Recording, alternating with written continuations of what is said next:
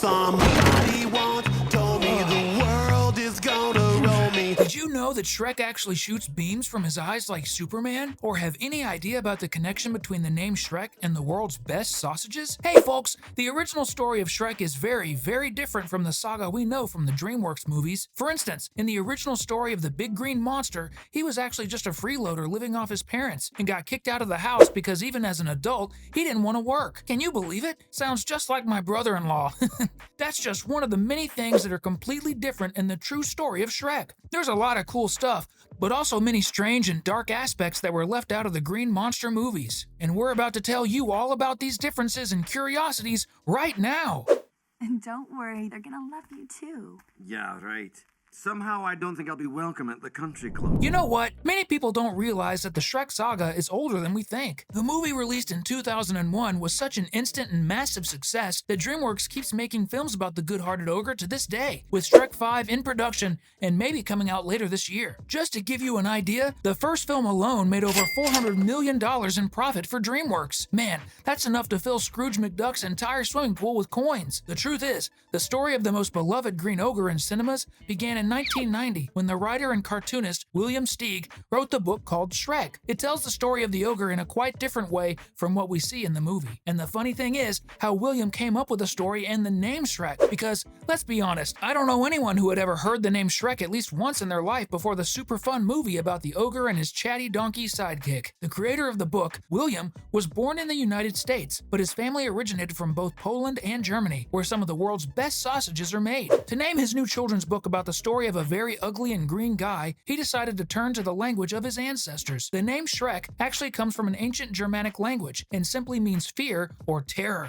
I put up signs. I'm a terrifying ogre. What do I have to do to get a little privacy? Yeah, the Shrek in the book was so ugly, like really, really ugly, that everyone was afraid of him wherever he went because of how horrifying he looked. Poor thing. But on the other hand, he wasn't such a pitiful creature, as I'll explain in just a moment. The thing is, the story begins by saying that Shrek's father and mother were also very ugly, but they didn't even come close to being as ugly as their own son, who managed to be uglier than both of them combined. And the three of them didn't live in a swamp, as in the movie, but rather in a hole in the ground. Even as a baby, Shrek could spit fire 100 meters away, and the alligators in the swamp would run away in fear when they saw him. And if a snake bit the hideous Shrek, it would tremble a bit and then die. Wow, I almost feel sorry for the snake now.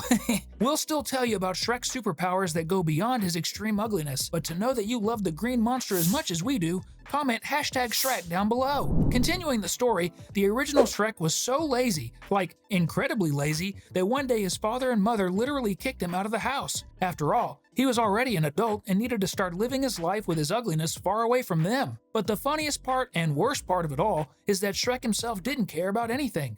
Not his ugliness or being kicked out of the house. He simply accepted everything and was happy just the way he was. In fact, he even took pride in being so bizarre. Off he went, walking and releasing gas through the forest, heading nowhere and without a destination. The smell of the green creature was so bad, like really bad, that the flowers would wither and the trees themselves would move away when he passed by. That's because they had roots and no legs, otherwise they would surely run away. So, he then encountered a witch in the middle of the forest who was cooking bats. Poor thing, the witch fainted in fear at the sight of Shrek, startled by the ogre's appearance. When she woke up, Shrek made a deal with the witch. In exchange for her telling his future, he would give her some extremely rare lice from his head.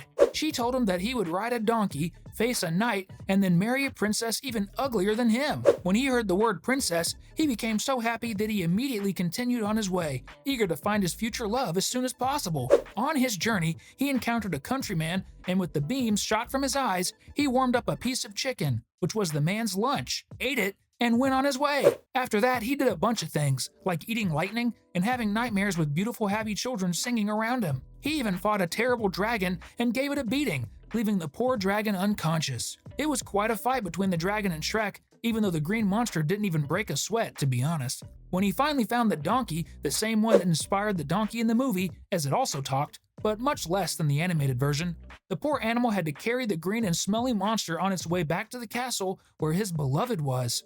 Upon arriving at the location, there was the crazy knight who warned Shrek that he would only enter the castle over his dead body. Shrek simply breathed fire at the knight who was wearing armor. The crazy knight turned into the roasted knight and fell into the castle moat. But at this moment, after entering the castle, Shrek felt a very strange feeling for the first time in his life: fear. And it wasn't because he was about to meet his love, but because the castle was filled with many, many mirrors. He simply saw in front of him many horrible and very ugly creatures, but they were all just his own reflection. After a while, he realized that all those ugly creatures were just himself, and when he realized it was himself, he was happy to know that he was so ugly. Like, really ugly, that even he himself got scared. After the scare, he continued his path and saw the princess. Immediately, he realized that she was exactly everything he had dreamed of: a horribly ugly and terrifying being. The maiden could be even uglier than him, and straightforwardly he said to her, "How hideous you are with your blue lips. Your swollen eyes look filled with pus. You know I love you, and you know why. It's because in this world there's no princess uglier than you." Say what you want, but Shrek definitely knows how to please a girl, in the best ogre style, of course.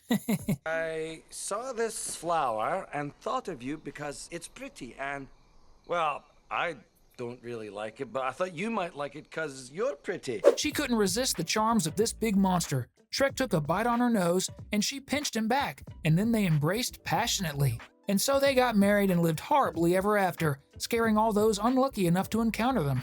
That was the original story of the green monster that ended up on the big screen when in 1991, Steven Spielberg found this tale in a bookstore, read it, and it was sure would make a great movie. He realized that the story of a horrible guy facing challenges just to find a princess even uglier than him so they could share their ugliness and horror together was something totally new. In fact, more than that, it was like a fairy tale told by Disney, but totally upside down. The hero is a villain, and the princess is simply dreadful, with no silky skin, birds around, or beautiful songs. Just absolute and intense ugliness. And if there's something that makes money if you're not Disney, it's definitely poking fun at Disney. And as we know, that's something DreamWorks simply loves to do. And in Shrek, they do it in the best and funniest way possible. Never has any animated movie managed to mock Disney's tale so much in such a short time, and never has it been as successful as in Shrek. Who can forget Fiona throwing Ariel to the sharks? Or when Shrek says he doesn't want a dead woman in his swamp for the 7 dwarves? Or even the good old wooden boy, Pinocchio. I am wearing ladies' underwear. Are you?